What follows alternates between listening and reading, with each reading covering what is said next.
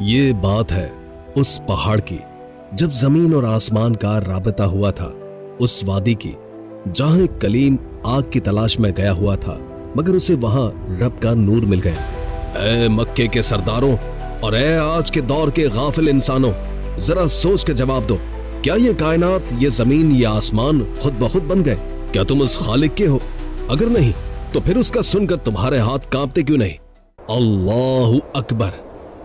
نبی کی وارننگ۔ یہ بات ہے اس قسم کی جسے کھانے کے بعد رب نے کہا تیرے رب کا عذاب ہو کر رہے گا، اسے کوئی نہیں ٹال سکتا۔ یہ بات ہے سورہ الطور کی۔ مکے کی گلیاں تنگ تھی لیکن ان سرداروں کے دل اس سے بھی زیادہ تنگ تھے۔ دار الندوہ میں قے قہے لگ رہے تھے۔ ابو جہل اور اس کے ساتھی ایک دوسرے کو دیکھ کر مسکرا رہے تھے۔ آوازیں آ رہی تھی، ارے چھوڑو اسے، یہ تو بس ایک شاعر ہے، انتظار کرو، کچھ دن کی بات ہے، موت آئے گی اور محمد کا قصہ ختم ہو جائے گا۔ لیکن وہ نادان نہیں جانتے تھے کہ وہ کس سے جنگ کر رہے ہیں۔ وہ زمین پر بیٹھ کر ایک نبی کا فیصلہ کر رہے تھے اور وہاں ساتوں آسمانوں کے اوپر رب کائنات فیصلہ سنا رہا تھا۔ اللہ نے ان کے تانوں کا جواب کسی انسان سے نہیں دیا بلکہ ایک پہاڑ کو گواہ بنا کر دیا۔ اور جانتے ہیں وہ پہاڑ کون سا تھا؟ کوہ طور، وہ پہاڑ جس کی ہیبت سے پتھر پانی بن گئے، وہ پہاڑ جسے اللہ نے بنی اسرائیل کے لیے زمین سے اکھاڑ دیا تھا۔ ذرا تصور کریں اس خوفناک رات کا جب بنی اسرائیل نے حکم ماننے سے انکار کر دیا تھا تو اچانک زمین کانپی اور وہاں وشال پہاڑ اپنی جڑیں اکھاڑ کر ہوا میں بلند ہو گیا۔ لوگوں نے اوپر دیکھا تو ان کی سانسیں حلق میں اٹک گئی۔ وہ ہزاروں ٹن وزنی پہاڑ ان کے سروں پر سائبان کی طرح جھول رہا تھا، جیسے ابھی گر پڑے گا اور سب کچھ ملیا میٹ کر دے گا۔ موت ان کے سروں پر ناچ رہی تھی، پہاڑ کی زبان حال چیخ رہی تھی، مانتے ہو یا ختم کر دوں؟ اے مکے کے سرداروں، جس رب نے اس پہاڑ کو ہوا میں مول لکھ کر دیا تھا، آج وہی رب اس پہاڑ کی قسم کھا کر تم سے مخاطب ہے۔ کیا تم اب بھی اسے شاعر کہو گے؟ اب ذرا تاریخ کے اس اوراق کو الٹتے ہیں۔ یہ جنگ بدر کے بعد کا زمانہ تھا۔ مدینے کی فضا سوگوار بھی تھی اور پرجلال بھی۔ ایک شخص مدینے میں داخل ہوتا ہے، نام ہے جبیر بن مطعم۔ یہ مسلمان نہیں تھے بلکہ مکے کے سردار تھے اور اپنے قیدیوں کو چھڑانے کے لیے آئے ہوئے تھے۔ دل میں نفرت، دماغ میں اکڑ اور ارادے میں سختی تھی۔ مغرب کا وقت تھا، سورج ڈھل چکا تھا اور اندھیرا چھا رہا تھا۔ جبیر مسجد نبوی کے باہر پہنچے ہی تھے کہ ان کے قدم جم گئے۔ مسجد کے اندر سے ایک ایسی آواز آ رہی تھی جس نے کائنات کو تھام لیا تھا۔ امام کائنات حضرت محمد صلی اللہ علیہ وآلہ وسلم مغرب کی نماز پڑھا رہے تھے اور ان کی زبان مبارک پر یہی سورہ الطور جاری تھی۔ جبیر باہر کھڑے سن رہے تھے۔ پہلے تو ایک سردار بن کر کھڑے تھے لیکن جیسے جیسے آیتیں اتر رہی تھیں ان کا غرور پگھل رہا تھا۔ اور پھر نبی کریم صلی اللہ علیہ وآلہ وسلم اس مقام پر پہنچے جہاں اللہ نے قسم کھا کر کہا، ترجمہ، بے شک تیرے رب کا عذاب ہو کر رہے گا، اسے کوئی نہیں ٹال سکتا۔ جبیر کہتے ہیں، خدا کی قسم یہ الفاظ میرے کانوں سے ٹکرائے تو مجھے لگا کہ میرا دل میرے سینے سے نکل کر اڑ جائے گا۔ مجھے لگا کہ ابھی اسی وقت مجھ پر وہ عذاب آ جائے گا جس کا وعدہ محمد صلی اللہ علیہ وآلہ وسلم کر رہے ہیں۔ ایک ہی لمحے کے اندر کفر کی ساری اکڑ ٹوٹ گئی۔ وہ سردار جو قیدیوں کا سودا کرنے آیا تھا، اس ایک آیت نے اسے خود اسلام کا گرویدہ بنا لیا۔ ذرا سوچئے، ایک دشمن اسلام جسے نہ قرآن سے محبت تھی نہ ہی نبی سے عقیدت، صرف ایک آیت سن کر اسے لگا کہ دل پھٹ جائے گا۔ ہم ہر روز سجدہ کرتے ہیں، یہی آیتیں سنتے ہیں، مگر ہمارا دل کیوں نہیں کانپتا؟ کیا ہمارے دل پتھر سے زیادہ سخت ہو گئے ہیں؟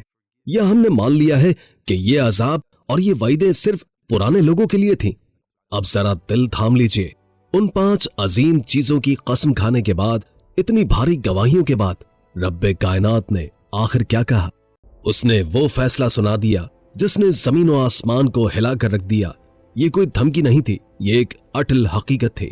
ترجمہ، سن لو، تیرے رب کا عذاب ہو کر رہے گا۔ اور بات یہاں ختم نہیں ہوئی، اگلی آیت نے تو بچنے کی ہر امید بھی ختم کر دی۔ ترجمہ، اسے کائنات کی کوئی طاقت ٹال نہیں سکتی، اسے کوئی روکنے والا نہیں۔